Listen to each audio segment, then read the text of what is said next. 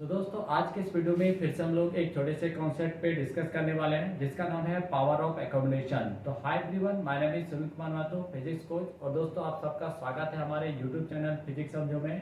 तो दोस्तों चलिए स्टार्ट करते हैं और समझते हैं कि आखिर पावर ऑफ एकोमोडेशन होता क्या है। ठीक है, तो दोस्तों आप सब यहाँ पे दो पिक्चर देख पा रहे होंगे और एक पिक्चर जो इसमें क्या है कि हम जो है वो दूर ऑब्जेक्ट्स को देख रहे हैं और दूसरे ऑब्जेक्ट्स में हम लोग नियर ऑब्जेक्ट्स को देख रहे हैं। यानी दोस्तों कभी कभी हमें नियर ऑब्जेक्ट्स को भी देखना होता है और कभी कभी फार ऑब्जेक्ट्स को भी देखना होता है।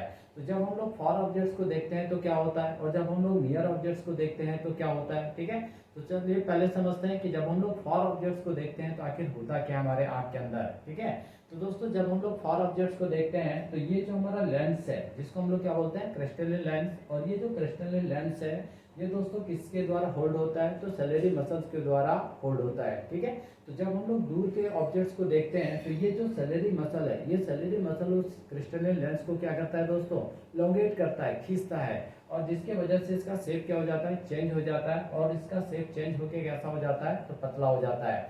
और जैसे ही हमारा क्रिस्टलिन लेंस बहुत थीन हो जाता है तो इसका जो फोकल लेंथ है वो फोकल लेंथ क्या हो जाता है दोस्तों, इंक्रीज कर जाता है। जिसके वजह से इस लेंस का जो कन्वर्जिंग पावर है वो कन्वर्जिंग पावर क्या हो जाता है, कम हो जाता है। और फार ऑब्जेक्ट्स का जो इमेज है वो इजीली जो है वो क्या होता है, हमारे रेटिना पे बनता है। और वो जो इमेज हमारा बनता है वो इमेज भी हमारा काफी क्लियर होता है। और ऐसे सिचुएशन में जब हम फार ऑब्जेक्ट्स को देखते हैं उस समय हमारा जो सैलरी मसल होता है वो रिलैक्स होता है। ठीक है, लेकिन दूसरा केस में हम लोग क्या देख रहे हैं दोस्तों कि जब हम नियर ऑब्जेक्ट्स को देखते हैं तो क्या होता है, तो हमारा ये जो सैलरी मसल है ये सैलरी मसल हमारे लेंस को क्या करता है, तो कंप्रेस करता है, यानी उसको दबाता है। और जैसे उसको कंप्रेस करता है दोस्तों तो लेंस का जो मोटाई है, शेप है, वो क्या हो जाता है, चौड़ा हो जाता है, यानी लेंस हमारा मोटा हो जाता है। ठीक है, तो जब लेंस हमारा मोटा हो जाता है तो इसका फोकल लेंथ जो है दोस्तों वो क्या हो जाता है, डिक्रीज हो जाता है। और फोकल लेंथ के डिक्रीज होने की वजह से इस लेंस का जो पावर है वो पावर क्या हो जाता है, बढ़ जाता है। और फाइनली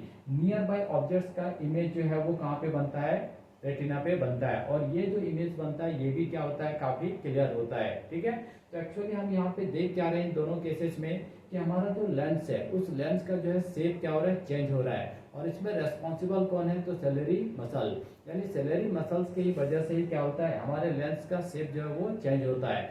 जब दूर के ऑब्जेक्ट्स को देखना होता है तो सैलरी मसल उसको इलोंगेट कर देता है। और जब नियर बाय ऑब्जेक्ट्स को देखना होता है तो उसको क्या करता है, कंप्रेस कर देता है। ठीक है, उसकी वजह से फोकल लेंथ हमारा क्या हो जाता है, चेंज हो जाता है। और दोनों यानी नियर बाय ऑब्जेक्ट्स और फार ऑब्जेक्ट दोनों ऑब्जेक्ट्स का इमेज जो है हमारा कहाँ पे बनता है, रेटिना पे बनता है। ठीक है, तो लेंस का ये जो एबिलिटी है जिसकी वजह से फार ऑब्जेक्ट्स का इमेज जो है वो क्लियरली जो है वो रेटिना पे फॉर्म हो रहा है और नियर बाय ऑब्जेक्ट्स का इमेज भी जो है वो क्लियरली रेटिना पे फॉर्म हो रहा है। तो लेंस के इसी एबिलिटी को हम लोग क्या बोलते हैं, तो पावर ऑफ एकोमोडेशन बोलते हैं। ठीक है, तो देखिए the ability of the eye lens to focus near and far objects clearly on the retina. ठीक है, by adjusting its focal length, यानी लेंस जो है वो क्या करता है, फोकल लेंथ को एडजस्ट करता है और नियर बाय और फार ऑब्जेक्ट दोनों का इमेज जो कहाँ पे फॉर्म करता है, रेटिना पे फॉर्म करता है। ठीक है, तो देखिए जब हम लोग फार ऑब्जेक्ट्स को देखते हैं तो होता क्या है, तो एक्सपेंडेड आई लेंस, हमारा आई लेंस क्या होता है, एक्सपेंड कर जाता है।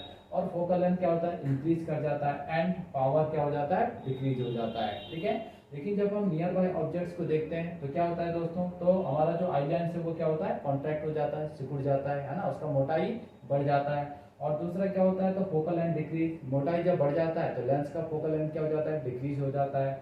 एंड पावर इंक्रीज, ठीक है, और उसका पावर क्या हो जाता है, इंक्रीज हो जाता है। तो लेंस का ये जो प्रॉपर्टी हमारे आई लेंस का, इसी प्रॉपर्टी को हम लोग क्या बोलते हैं, पावर ऑफ एकोमोडेशन। तो दोस्तों आई होप आप सबों को समझ में आया होगा कि आखिर पावर ऑफ एकोमोडेशन होता क्या है। तो दोस्तों मिलते हैं अगले वीडियो में, तब तक के लिए आप सबों को बहुत बहुत धन्यवाद।